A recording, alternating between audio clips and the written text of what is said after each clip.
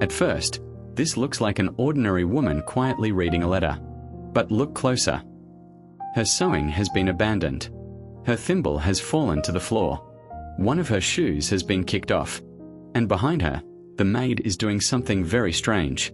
She is pulling back a green curtain to reveal a painting of a ship struggling through rough water. That ship is not decoration. It is a warning. Because the letter in this woman's hands is believed to be from the man she loves. And the maid already knows exactly what kind of letter it is. But there is an even bigger secret. This painting is only half of the story. In another painting, created to hang beside this one, we can actually see the man writing the very letter she is now reading. Together, these two paintings create a 350-year-old love story, without revealing a single word of the letter. The painting is called Woman Reading a Letter. It was created by Dutch artist Gabriel Metsu around 1664 to 1666, during the Dutch Golden Age. Metsu specialized in scenes of everyday life. But everyday does not mean simple. Painters like Metsu could turn a quiet room, a piece of clothing, a dropped shoe, or a painting on a wall into clues. And contemporary viewers were expected to notice them. Here, a wealthy young woman sits near a window. She is completely absorbed in the letter in her hands. Look at the way she holds it. She tilts it toward the light coming through the window. That makes practical sense. But the National Gallery of Ireland points out another possibility. She may also be holding it at an angle so that the maid cannot easily read what is written on the page. That immediately changes the scene. This is no longer simply a woman reading. This is a private message. Something she wants to keep to herself. And yet, the maid behind her seems to know more than the woman realizes. The other half of the story, to understand why, we have to leave this painting for a moment. Because Metsu created another work at almost exactly the same time. It is called Man Writing a Letter. The two paintings were designed as a pair. In the first, an elegantly dressed young man sits at a table writing. In the second, the woman receives and reads his message. So we are effectively watching two scenes from the same story. First, the sender. Then, the receiver. In the man's painting, several details suggest that distance may separate the couple. A broad-brimmed hat hangs nearby, as though he may be preparing to leave. Behind him is a globe. The National Gallery of Ireland notes that these details may suggest an upcoming journey, perhaps even a long one. And suddenly the letter becomes more important. This may not simply be casual correspondence between two people living nearby. It could be a message connecting two people who are about to be separated, or already are. We never get to read what he wrote. Metsu keeps those words completely hidden from us. Instead, he asks us to read something else. The room. Look at what the letter has already done. Return to the woman. Before the letter arrived, she appears to have been sewing. There is still a sewing cushion on her lap. But the moment the message reached her, everything else stopped. She abandoned her work. Her thimble has fallen. Her attention belongs entirely to those few lines of writing. Even her shoe lies on the floor. To a modern viewer, that might look completely meaningless. But to a 17th century Dutch audience, a discarded shoe could carry suggestive associations. The National Gallery notes that both the fallen thimble and the removed shoe contribute to a sense of disorder entering an otherwise controlled domestic space. The shoe could even have erotic connotations. And that is very clever. Nothing dramatic has physically happened. No one is shouting. No one is crying. No one is embracing. But a piece of paper has entered the room, and suddenly the perfect domestic order has been disturbed. The woman has forgotten her sewing. Her belongings are scattered. Her concentration is broken. The letter has changed the atmosphere before we even know what it says. The maid knows. Now look at the maid. She has her back turned toward us. At first, she seems almost unimportant. But she may actually be the key to understanding the entire painting. The young woman appears to be protecting the privacy of her letter. The maid does not need to read it. She already understands. And instead of looking over her mistress's shoulder, she reaches toward the wall and slowly pulls back a green curtain. Behind it is another painting.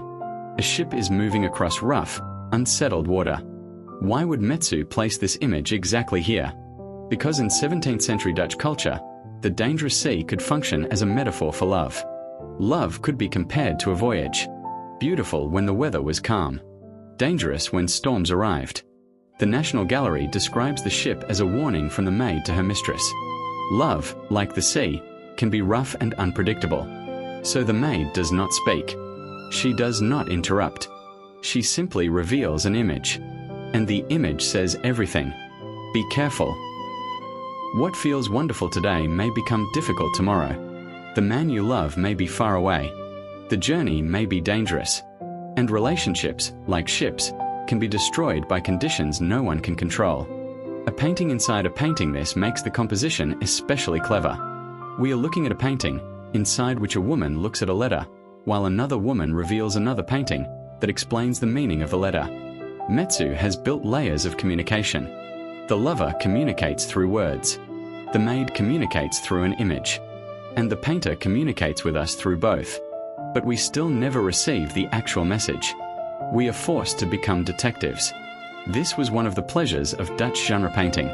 Seemingly ordinary interiors could contain clues about love, morality, temptation, loyalty, money, or social behavior. The viewer had to interpret them.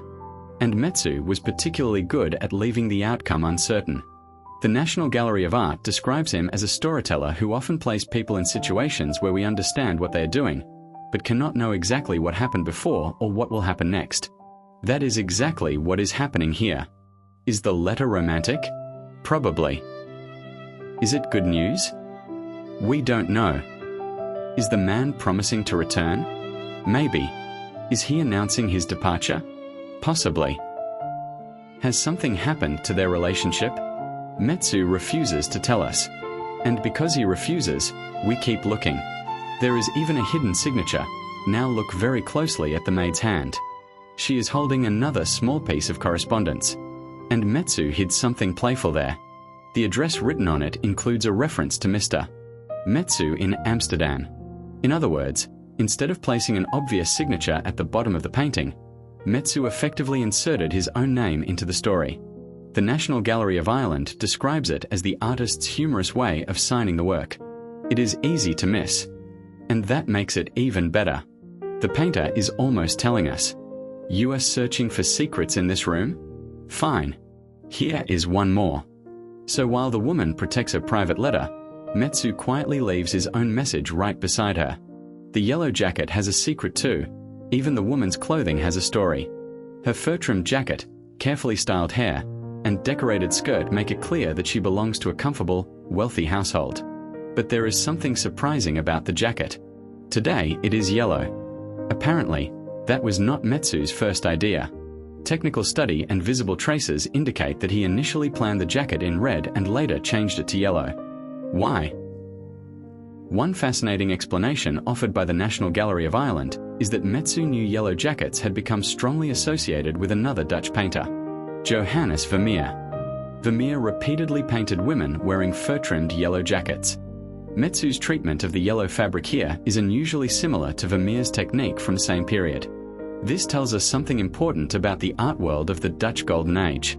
These artists were not working in complete isolation. They watched each other, borrowed ideas, changed them, competed with them. A familiar pose or piece of clothing could become part of an artistic conversation. Today Vermeer is far more famous internationally. But in Metsu's own time, and for generations afterward, Metsu was enormously admired. So even this quiet yellow jacket may preserve a trace of artistic rivalry and influence. Why letters were perfect for paintings? There is another reason scenes like this became so popular. A letter creates drama without requiring dramatic action. Imagine receiving a message from someone you love when that person is far away.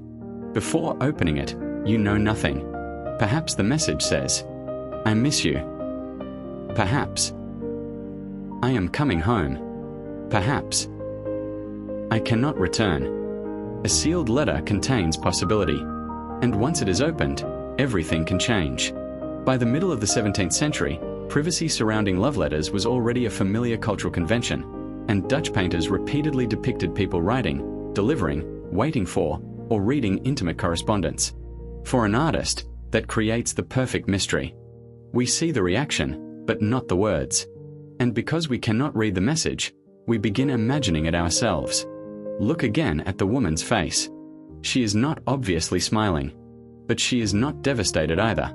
She is calm, focused, almost lost inside the letter. Metsu gives us just enough emotion to make us curious, but not enough to solve the story. We become the maid, and this creates an interesting relationship between the painting and us. The woman wants privacy. But what are we doing? We are staring at her, studying her expression, examining her room, trying to determine who wrote the letter, trying to understand her relationship, trying to decode symbols she may not even notice. In other words, we are doing exactly what she does not want the maid to do. We are trying to read a private moment. The painting turns us into silent observers, almost into eavesdroppers. But Metsu never allows us to cross the final boundary. The actual words remain unreadable. We can inspect everything around the letter. We can identify the man who probably sent it. We can see the warning hidden in the stormy sea. We can see the dropped thimble, the shoe, the maid, the dog, the curtain. But the center of the story, the message itself, stays private. And perhaps that is precisely why the painting works so well. If Metsu had written the letter clearly enough for us to read, the mystery would disappear. The storm is still coming. Now think again about the two paintings together. In one room, a man writes.